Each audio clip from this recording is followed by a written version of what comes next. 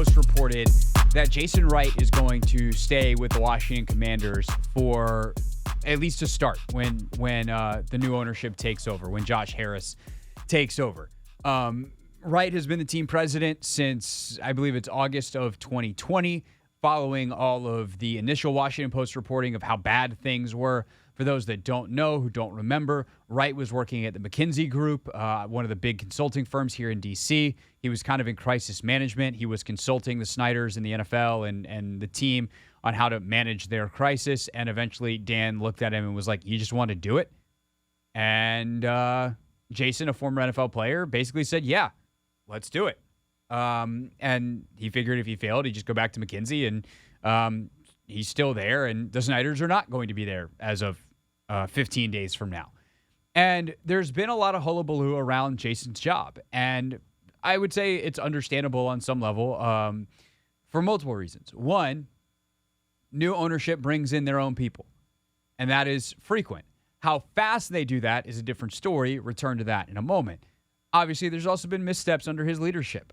This is someone who has overseen multiple snafus around Sean Taylor and him getting honored, from the mannequin stuff to some of the other stuff. Oversaw, obviously, some of the bigger projects that then get tied back to him, whether they were or not, like Trent Williams being left off the 90-year list. Like things like that where you're just like, hey, man, like you're ultimately the buck stops here guy, and Jason's had to eat it, rightly or wrongly, on multiple fronts for those reasons. He has also done, I think, a really good job with some of the ticket sales stuff. Their numbers are up, the sales and advertising stuff. How much of that you credit him versus the market?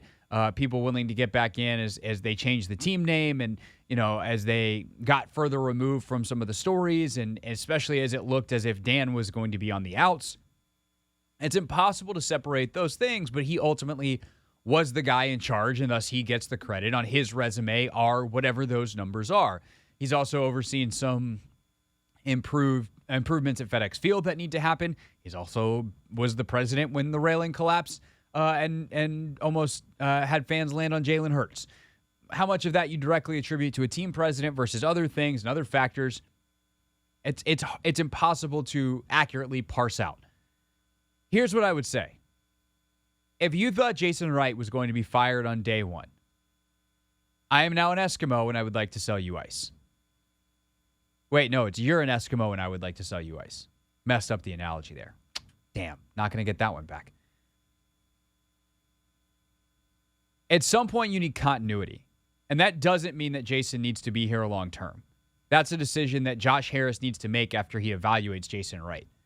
But when you have someone who has been the point person of a franchise that you haven't been allowed to touch, even though you've been on course to buy it for months and months and months and months, removing that person on day one, unless you like know the VP and he is going or she is going to be elevated, that's not how this works. And I have met and talked to Jason before, and he's not a dummy. There are things that we disagree on. And we've had those discussions before. Some of them we've had on Twitter. But at the end of the day, he's not a dummy. They've done some incredibly mind-numbingly dumb stuff. And some of that, I think they would agree with. They'd say, yep, we messed that up. Can't believe we did that. Bad job out of us. But it's not like he's so incompetent that he needs to go day one. He's not a Snyder, even though his name has been on multiple statements with the Snyders. That's par for the course for the job. What Josh Harris needs to do is evaluate what Jason can be outside of the Dan Snyder, stuff.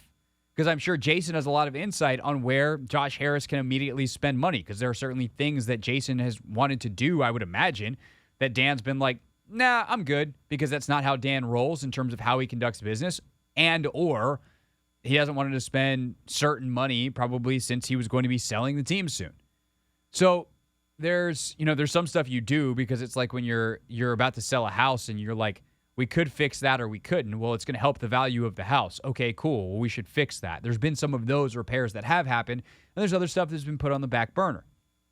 And so if Jason has those ideas, it's smart for Josh Harris to keep him in the loop and either run out the ground ball of Jason's ideas, and if it's good and he continues to grow, then you keep him. Or if it's like, okay, thanks for your input, buddy, see ya. Or he goes, hey, man, you're a crisis management guy. We're no longer in crisis. Thanks for your service.